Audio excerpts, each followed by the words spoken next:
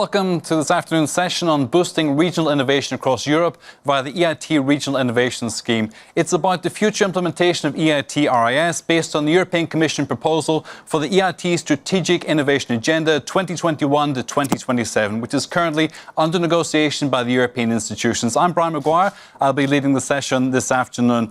Just to say, at the EIT RIS and higher education sessions at R&I Days launched the EIT Stakeholder Forum 2020, a platform for EIT stakeholders to learn about EIT activities and have a say in EIT's future work as an integral part of Horizon Europe.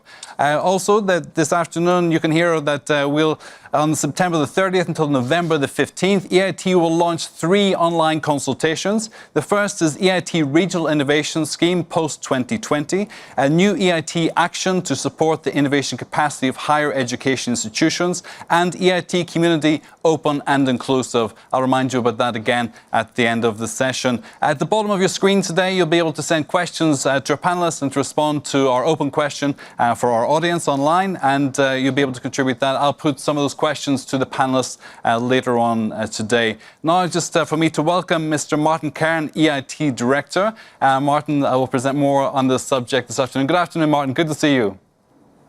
Good afternoon, and thanks a lot, Brian, for kicking off this session. I think this is a fantastic opportunity for us to discuss and work together to narrow Europe's gap between the regions in terms of their innovation capacity and work together on a more smart and sustainable future. Good ideas, good talents are the basis for any innovation.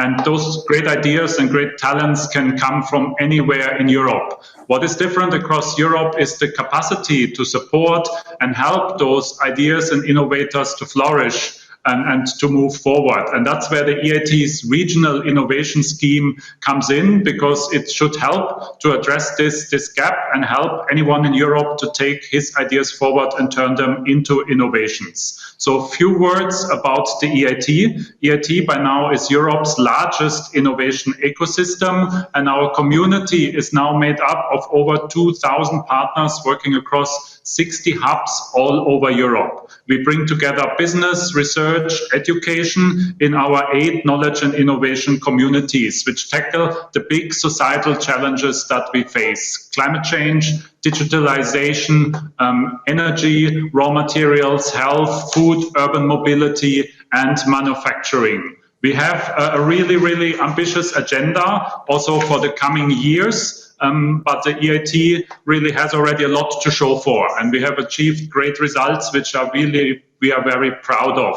Altogether, we have supported over 3,000 ventures, taking their ideas into businesses, bringing them forward, scaling them up. We have put over 1,000 products and services on the market that solve concrete challenges. And we have generated over 13,000 jobs. And then maybe the figure we're most proud of is that those innovators, which we helped support from an early stage, have generated over 3 billion euros in external investments. So EIT and its KICs are very strongly supporting to the EU's policy priorities. And for example, we have spent over 700 million euros in the last 5 years on climate-related action programs. So EIT also makes a very strong contribution to the European Green Deal. Our latest activities have been focused on an additional crisis response mechanism, supporting a response to the pandemic which we're facing in Europe. And this crisis response initiative has mobilized 60 million euros of additional funding from the EIT to support over 200 ventures and ideas that can make an immediate impact. And with an immediate impact, I mean this year.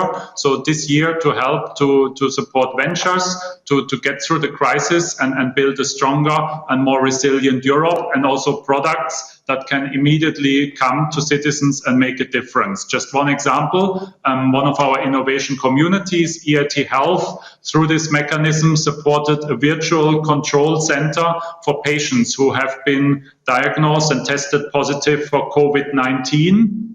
And with the help of experts and data analysis, the project has already now demonstrated that it can reduce the mortality rate by 50% as confirmed. So this is very, very impressive results, and more of these results are underway until the end of the year. So innovation is key, not just to respond to the crisis, to resolve the crisis, but also for the long-term recovery of Europe and to make that more green and sustainable.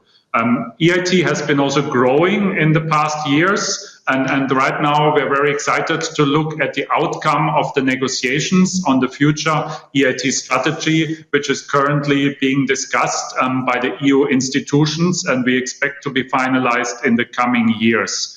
And among the priorities of our new strategy, we expect to have an even stronger emphasis on the EIT Regional Innovation Scheme. And that's, of course, what we would like to talk about today. And that's a big priority for us to take that forward. That's why we also would like to hear from you, from all the stakeholders, your views on how EIT could be most impactful in the next 7 years with the Regional Innovation Scheme.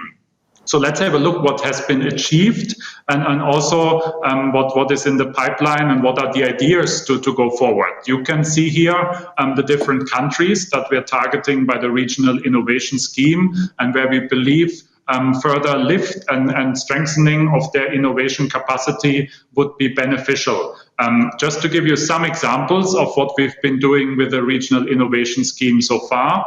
For example, EIT Climate Kick, they run an accelerator program supporting clean tech entrepreneurs in the region, which you see here colored in green, which provides them training, networking, education activities to connect, to interact, and to work with each other on climate change, adaptation, and mitigation measures. We also have a program coming out from our Regional Innovation Scheme, which we are super proud of. It's called the EIT Jump Starter, which not just has been winning several awards as a pre-accelerator program, finding and supporting early stage entrepreneurs and lifting them up and giving them the type of support so that they can turn their ideas into concrete businesses. But we're also proud because it's an activity that goes across the EIT community. So EIT Health, EIT Food, EIT Raw Materials, EIT InnoEnergy, EIT Urban Mobility, and EIT Manufacturing work all together here.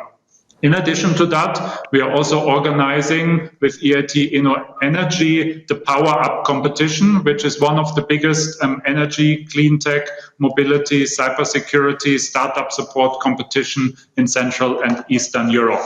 So in the next slide, you will see some of the results from our Regional Innovation Scheme. Some of the impressive numbers. Also very important here to notice that by now, in the last few years, EIT has set up 60 hubs across 18 RIS countries, which are a direct entry point and can help innovators on the ground to get advice, how to join the EIT community, how to participate, how to become part of the network and benefit from the opportunities that exist. So all of that has led to an enormous increase of participation from stakeholders in the RIS countries. It has also led to a big increase of EIT funding that goes to the countries. And of course, a lot of startup students that have been supported along the way, something we're really, really happy about. Now, how do we go forward? And I'm really, really keen to hear from the panel members and from our great participants today, and also from the audience, what could be further ideas to make our scheme even more impactful. Certainly one thing we are looking at is to increase further the openness. So to have much more stakeholders engaged, also to go to those countries which have not yet been participating so strongly in the EIT, and in particular also to link to different policy initiatives, in particular the smart specialization strategies of the European Union, and connect them even better to the EIT support. What the strategy foresees is also that we could give greater financial support for EIT RIS capacity, and especially go into areas such as education, where there is a lot of potential to do more. So I would like to stop here with this initial overview, but first of all, would like to thank and look forward to the fantastic group of panelists which we will have, and hear from them what we could be doing better and more. But first of all, introduce to you Gonzalo Martin, who is the Executive Director and co-founder of Building Global Innovators, a deep tech accelerator from Portugal. He's from Lisbon, that supports startups in targeting the global marketplace. And very impressively, they have already accelerated over 154 new ventures and also created 756 high-tech jobs and raised over 200 million euros for that. So Gonzalo, I really look forward to hear from you about your experience with the EIT and for your tips on how we could go forward. But before I pass to Gonzalo, I would like to invite everyone watching this session to participate, not just in the session itself, but also in our further stakeholder consultation at the end of the month.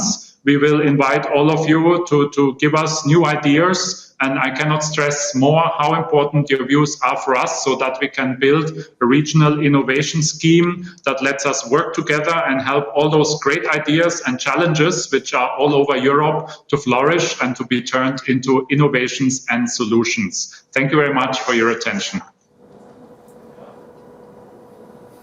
Well, very good afternoon. Thank you very much, Martin, for this introduction. Very happy to be here today sharing our experience within EIT RIS across several KICs. I have a small presentation I prepared to help guide us through the process. I'm not sure whether you can load it up. Otherwise, I'll carry on with... all right, that's it. Before I start, I just wanted to give you a feel of what BPI is and how it started.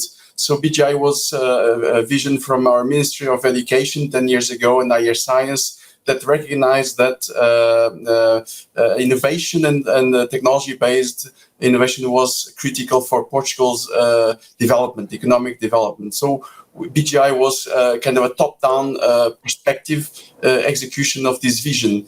And we started working within a network with MIT Portugal initially, that later on was enlarged to EIT KICs. So next slide, I give you an overview of how we started our collaboration with the KIC. Started with the 2015 EIT Digital.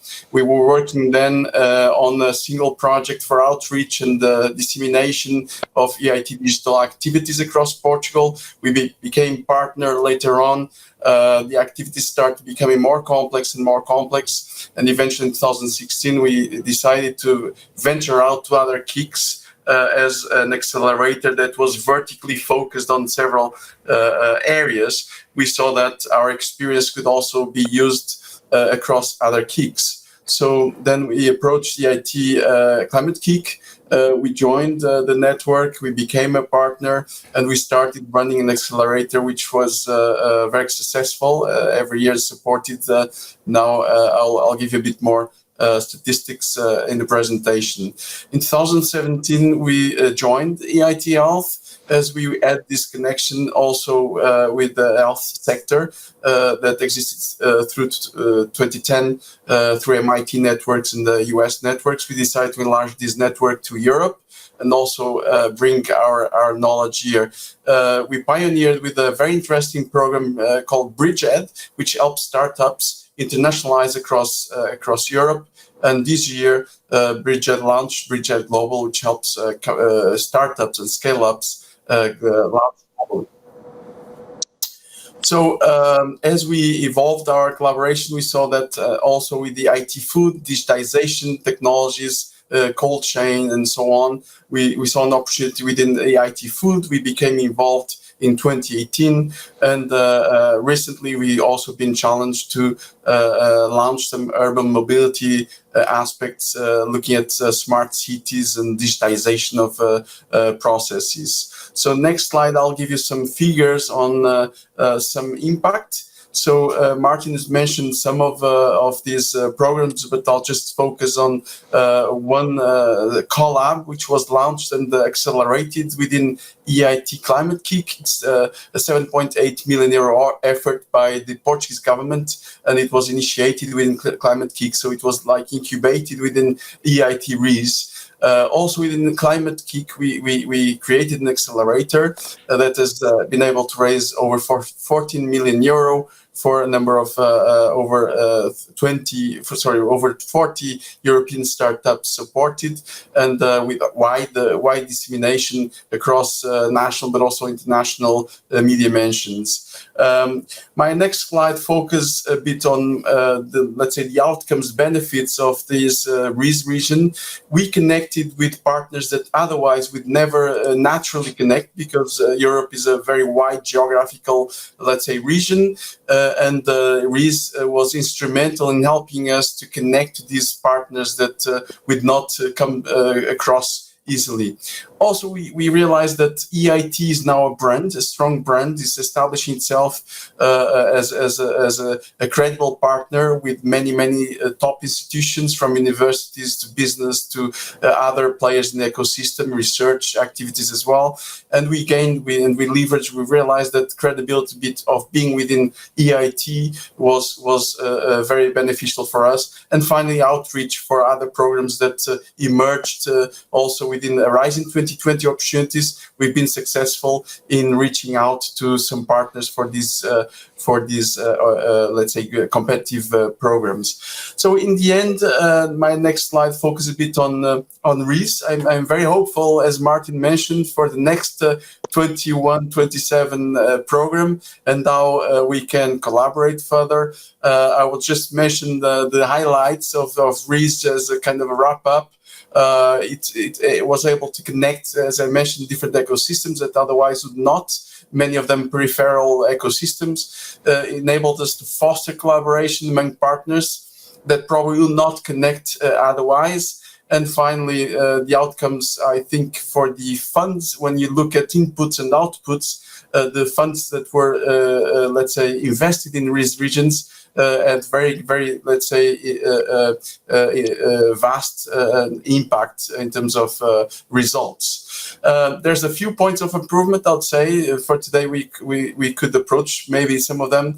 I think the budget could be improved for next program. Hopefully, we will have some more, financing and punch. The cross-kick activities could also be, used with more emphasis across several kicks. We've been trying to push that agenda forward. And finally, Martin, I know you're fighting for this purpose: less bureaucracy, less time spent on reporting, and more on activity. And of course, multi-year program financing would be great to have. Well, thank you very much. I look forward to the useful discussion and contributions. Thank you.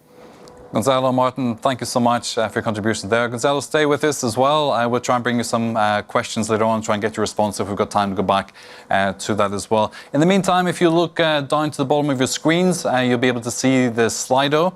And we're putting this question as an open question for all of our audience. We want to hear what you think. And so send us your answers. And the question is, what is the unique contribution and support that the EIT RIS or RIS can provide to local innovation ecosystems? What is the unique contribution and support that the EIT RIS can provide to local innovation ecosystems? Send us your answers to that, your comments, and we'll put those to the panelists and to Gonzalo a little bit later on. Let me just introduce our panelists, a quick run through before we start. So it's Dr. Maria de Graça Carvalho, who's a member of the European Parliament from Portugal. Welcome. Ms. Karina Angeleva, Deputy Minister of Education and Science, the Republic of Bulgaria.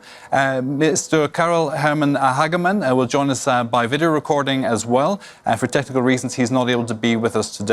And he's the Scientific Officer of the Joint Research Centre of the European Commission. And also we're joined live today by Dr. Phoebe Koundouri. She's Professor of Athens University of Economics and Business and President-elect of the European Association of Environmental and Natural Resource Economists. So each of the panelists will have a maximum of 4 minutes. I have to be thoroughly brutal with the timekeeping today. So at 4 minutes, I will ask them to wrap up. They'll have 15 seconds to do so. And then we'll move on to the next panelist as well. We'll have some other time for Q&A just afterwards. So let's begin with Portugal and Maria de Graça Carvalho.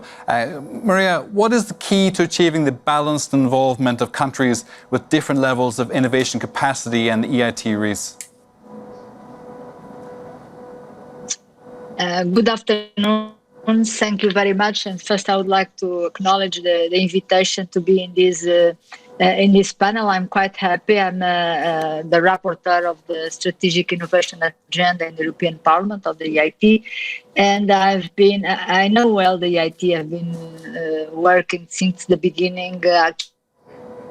Actually, was my first job in the Commission as principal advisor of President Barroso to design exactly the idea of this program that would combine the three, the knowledge triangle: education, research and innovation. And looking back to what EIT has achieved, I'm quite proud of the achievements of EIT, but there are questions that I think that needs an improvement and improvement. And they are all related with these questions of the geographical distribution. First, we have to look at the research and innovation landscape in Europe, and we have to recognize the excellence exists from Bulgaria to Ireland, from north of Finland to south of Spain. So, and the programs that are not able to capture these pockets of excellence are not well designed. So we should be able to design better the EIT in order to be able to capture this excellence where the excellence is. And the first rule to capture this excellence is to be transparent. To have open calls. That is something very important for the European Parliament. We need transparency, we need open calls, we need bottom-up selection of and not top-down, not agreements behind the curtains. We need to have exactly very clear criteria for the selection of the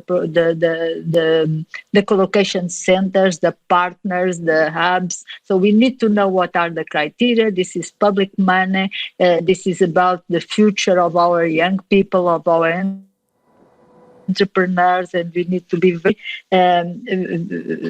very tough on this criteria. And the second thing, we need information and capacity building, because some of these excellent researchers and excellent institutions are in content, but they lack the capacity to fill in the very complex, sometimes the very complex calls for proposals to answer to these complex issues. So the question of capacity building is very important. So is there that the RIS can play a very important role. RIS cannot be a way to divide Europe in two. We cannot divide Europe in RIS and non-RIS countries, first class and second class group of countries. We are diverse, but all member states, all European Union, all with a lot of excellence and complementarity, and this is from the cooperation that we will advance in higher education, research and innovation. So how do we see the RIS? We see the RIS as an added value that regions and countries that have access to regional funds can have an added value to complement the funding that they can bring to the EIT, and this with equal criteria for excellence could be a secondary, an important added value that brings them eligible to get finance from EIT. So this is quite important, leverage effect and the positive criteria for the ones that are entitled extra money from regional funds. Thank you, Miriam. Let me stop you there. Thank you so much. Let's move on to Karina. Karina, how could the EIT RIS be better embedded in national and regional policy contexts? And what lessons can we learn from the Bulgarian ecosystem? Thank you, Brian. I'm really so happy to be here in this study group and to share my views with all the stakeholders. Basically, we don't know who is listening to us, so I'll try to bring a little bit the big picture and something concrete. Let me start from there that RIS can be embedded in the ecosystem, basically, if you know what is EIT. And if you accept the values, the principles, and basically the core business of EIT. That's why I believe that EIT didn't grow so quickly in some regions and some basically whole countries, such as Bulgaria, although we were very much aware of this new ambition project some more than 15 years ago, because I believe that it's very much connected to the reform, to the structural reforms of the national research innovation systems, and in this regard also the modernization of universities and research organizations. This was something that when it was planned in the beginning, EIT, Maria Graça Carvalho said a lot, and she remembered a lot. It was not planned because someone was thinking there, two speeds or European two speeds or something like this. But I believe that the modernization of the ecosystem, especially of academic system, was really coming from different backgrounds. So my point and my support to EIT is really enormous last years, but also, of course, I support really some structural changes within the EIT from 3 points of view. One of them is really to EIT to be outreached, to be connected and to be understood from all the national and regional actors as a label, as a strive for change, but basically also to be understood as a label and example for modernizing the higher education from point of view of skills. For me, the keyword for the future of EIT will be skills. Innovation, entrepreneurship, starting ups. This is extremely important to be understood. That is the future, and that is one of the segments that can support our economies to overcome these challenging times, but also to overcome the barriers we see now with the modernization of economy. Because the big industries and the traditional industries are slowly, moving and have to give place to new jobs and growth, especially in the course of the digitalization and Industry 4.0. So I really welcome that the accent was put on the regional innovation schemes from the point of view that, like this, EIT can be much more known and we can be much more proactive. But let me tell you that this is not a one-way exercise. We also should do our homework because you ask me what is the lessons or what is the Bulgarian approach, but I think that this is the point. It can't also be left this huge exercise of modernization, of capacity building, of inclusiveness of research ecosystem in Europe to be let only bottom up. Okay, the universities are very important actor in the regions, but we also should involve top down. We should involve the new administration, the politicians, the other funding bodies. Yeah. Okay. Thank you. Thank you. Sorry to cut you off this one. We'll just stay on schedule for everyone else as well. Thank you. So for Maria, I take away capacity building as the key phrase, and for Karina, I take away skills as the key words there as well. Let's move on to Karl Hagemann by video. This is a question we put to him earlier today, and he was able to send us this response. What key elements must be put in place to ensure that the EIT, RIS and regional development programs complement and reinforce one another to generate greater impact locally? This is what Karl had to say. Thanks for the opportunity to share some views on this topic. I'm Karl from GLC B3 unit on territorial development. We're a Science for Policy Centre supporting the local articulation of the EU policy agenda, bringing Europe closer to citizens and turning Europe's territorial diversity into tangible added value. Now, as part of our support to place-based innovation, we've been working for several years together with DG Regio on testing and codifying modes of collaboration between EIT KICs and national and regional authorities. So we experienced two different worlds there with different language and logic, yet with very similar and quite complementary objectives. So this is also explained in a report that was jointly published by the EIT and GRC on collaboration modes, and which is available on our websites.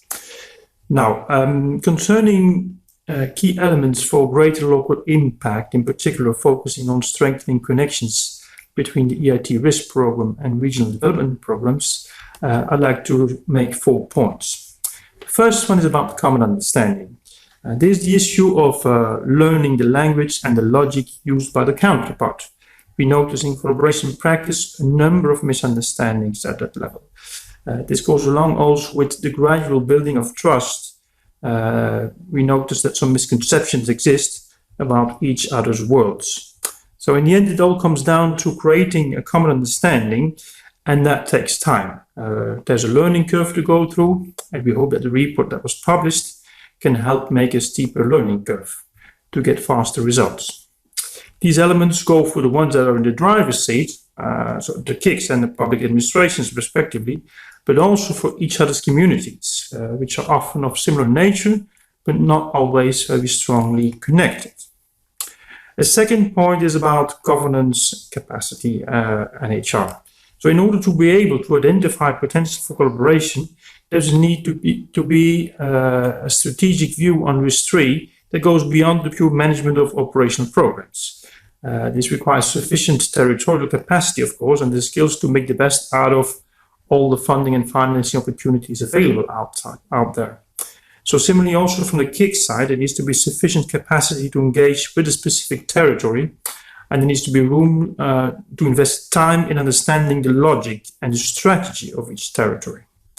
So this all relates not just to quality of governance and capacity building, but also to sufficient human resources and the skills to do this. A third point is about the existence of a proactive outreach strategy from both sides. So territories can position themselves as strong partners in targeted areas, aiming at getting in a stronger position in international value chains based on analysis of the possible links between regional R&I priorities and the EIT KICs themes. Outreach strategies from EIT KICs that consider selected managing authorities from specific territories as priority stakeholders and proactively engage them can also be very beneficial.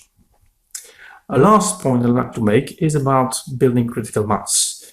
So a focus on building strategic synergies and strategic alignment is likely to have bigger impact on the efficiency of innovation ecosystems. What can also help is to build larger collaborations, which can be all regions in a country, but it could also be an interregional smart specialization partnership or any other form of variable geometry. Also, cross-KIC collaborations under the RIS scheme can contribute to more critical mass. So, just to wrap up, in European Week of Regions, we'll have a session on R&I governance models for implementing sustainability. You're welcome to attend. In the coming years, also, our unit will work on better understanding the role of places in achieving the twin transitions and how to better connect innovation ecosystems around these strategic objectives. So we look forward to collaborating with you on this. So thank you very much. Thanks to Carol. Excellent contribution there. I'm glad you were able to make the contribution today as well, despite the technical hitch. So let's remind you that we still have the question open on Slido. And if you can send specific questions to our panelists as well, we'll try and put those to the panelists in just a few minutes.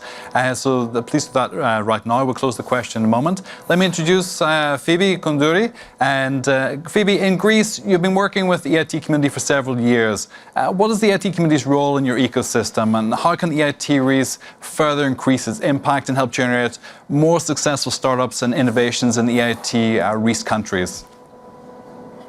Thank you very much, Brian. I should say that I am also directing the Climate KIC hub of the country, and I've been working with the EIT community for many years. Let me start by saying what I'm saying in all my speeches these days. We are currently facing three big tsunamis and a big elephant: the COVID pandemic, the recession, the economic recession that comes with it, and climate change. And the sleeping elephant is, of course, increasing and aging population. Attempting to face each new crisis with the same thinking that gave rise to the crisis in itself will fail to find a sustainable and resilient pathway for all of us. What we need now is a fundamental transformation of our economic, social, and financial system that will trigger exponential change in strengthening social, economic, and environmental resilience. So we need to think big. We need big changes. We need systems innovation. And this is exactly what the EIT community is bringing to Greece. We all know that we have our top-down policies. We have the Agenda 2030 of the UN with the 17 SDGs. We have the Climate Paris Agreement. We have the European Green Deal. And now we have the Next Generation EU Recovery Fund and the Hans MFF in order to reboot our economies after this pandemic. What we don't have in place, and this is what the EIT is bringing to us, and Greece has 8 different KICs that are functioning, others for many years, some others for recently.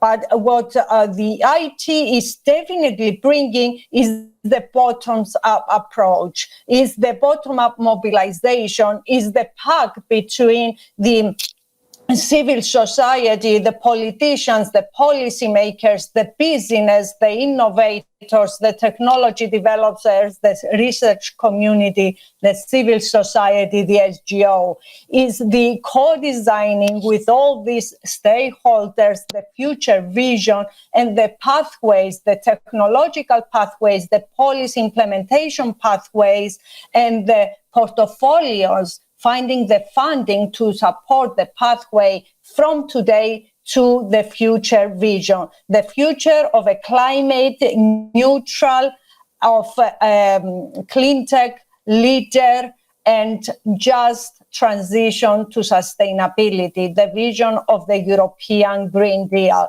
So the KIC in our country has been successful.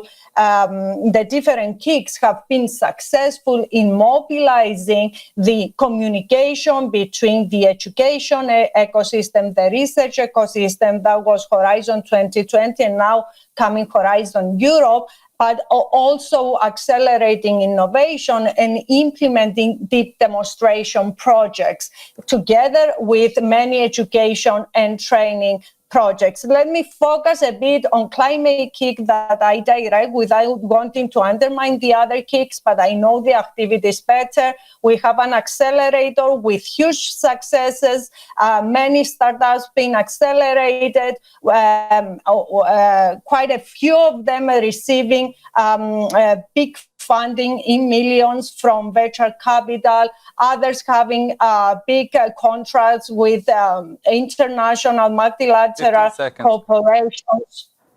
Yes, and together with all this, we have many deep demonstration projects that show how you can incentivize all the stakeholders towards the transition. What we need is a better collaboration between all the KICs in order to have impact, because having impact, it means I have the critical mass to create the income. We need better connection with Horizon Europe. Let's stop there, Phoebe. We need to stop there because I need to move on to some questions, and we're coming close to our time. Yes. Thank you so much. I'm going to come back to that in just a second.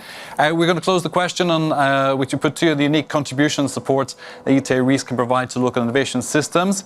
And Gonzalo, I think the key thinking through was internationalization and scaling up as well.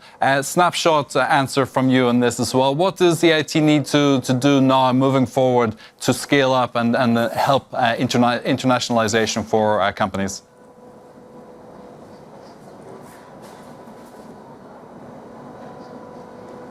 I can't hear you, Gonzalo. There we go. Good.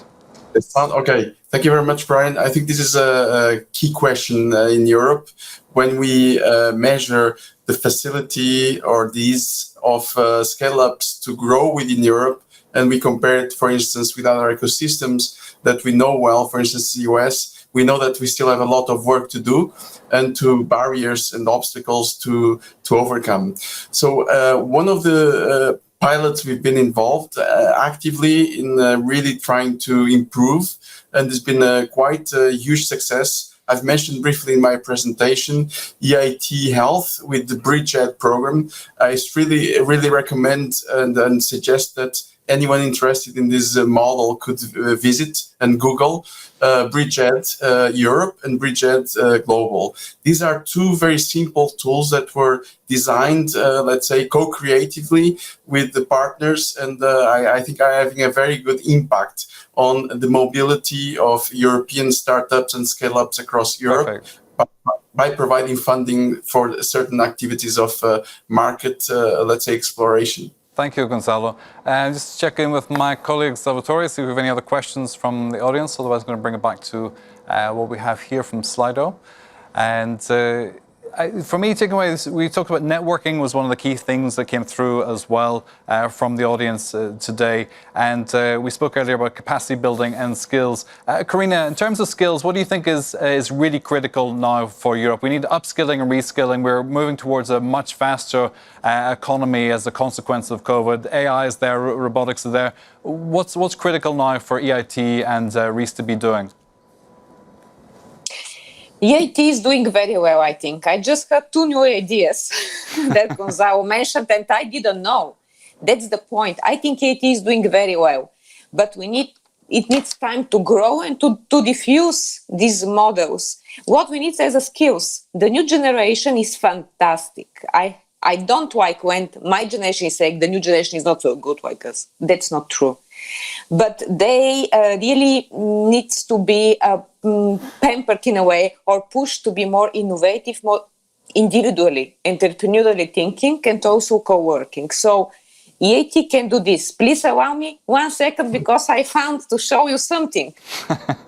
This is the first poster of EIT in 2007, 4th of July. So I wish next year, 4th of July, all my stakeholders to know the added value and the impact of EIT. I work very hard on this to diffuse knowledge on EIT and its ideas box. Thank you.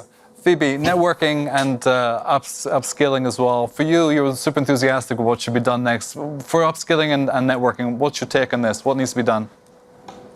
We need better collaboration between the KICs. We need better connection with the research community, a true tight connection. We need a good link to smart specialization strategies in each and every country. What we did in Greece, we've identified, for example, circular economy opportunity in each of the smart specialization countries, in each of the peripheries of the country, and this was very crucial in mobilizing policy making towards correct solutions. We need to involve higher education a bit more in our trainings, because the bigger challenge of our times, I think, is not the digital and green revolution. This will happen because there is no other way forward. The big challenge is that the 4th industrial revolution is creating such technological advancements that we are not sure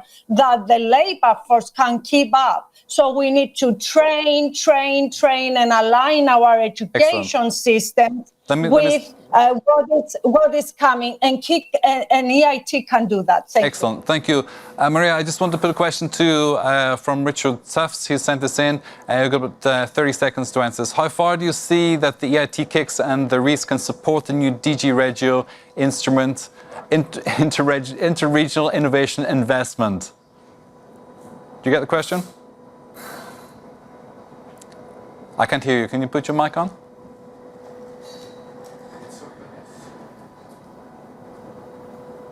Okay. Try again. No. I'll bring it back to you 1 second. Karina, can you take this just for a second so we get Maria back online? What can the EIT KICs and the RIS do to support, how can they support the DG Regio instrument, Regional Innovation and Investment? Oh, we are planning already such ideas, and Martin said it in the beginning. It's very important and to work together, all the institutions, RTD, DG, Regio, EIT, but also it's very important to bring much more networking between structural funds, Horizon, and national funding. We are forgetting. Okay. So the big. Thank you. Let me stop you there. We're running right out of time. Let me thank our panelists today, and also for Martin for introducing everybody today, and Gonzalo for your contribution and introduction. Excellent contribution. There'll be more available online from the team. And for those who need more information, pay attention, remember, to September the 30th until November the 15th, 3 online consultations. I'm Brian Maguire. Thank you for joining us this afternoon.